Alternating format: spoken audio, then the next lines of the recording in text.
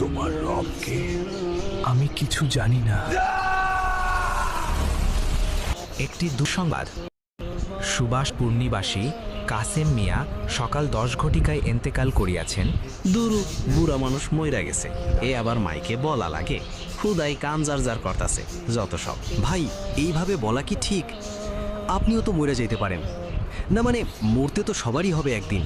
তোমার ওয়াজ নিসিহত বাদ দাও। এখনো বিয়ে করলাম না, আমি মরমো, মরণ কি এত সহজ নাকি? আমি আরো অনেক বাঁচবো। দূর, তোমার চাই খামো না, তুমি আমার মুডটাই নষ্ট করে দিলা।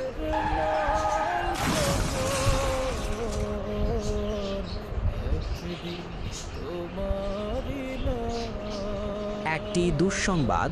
সুভাষপুর নিবাসী আসলাম ভাই সন্ধ্যা 6 ঘটিকায় গাড়ি অ্যাক্সিডেন্টে মারা যান। আসলাম ভাই, আসলাম ভাই,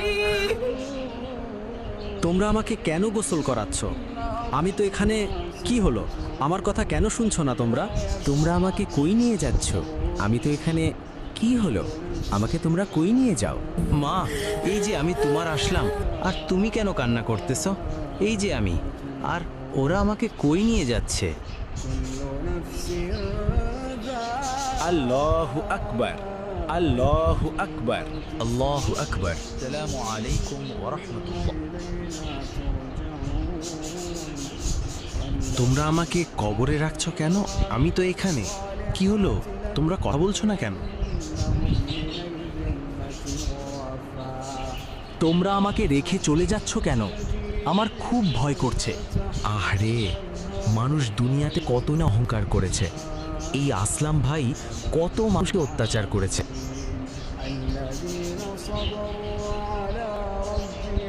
তোমার রবকে তোমার আমি কিছু জানি না। তোমার দিন কি আমি কিছু জানি না। আমি কিছু জানি না।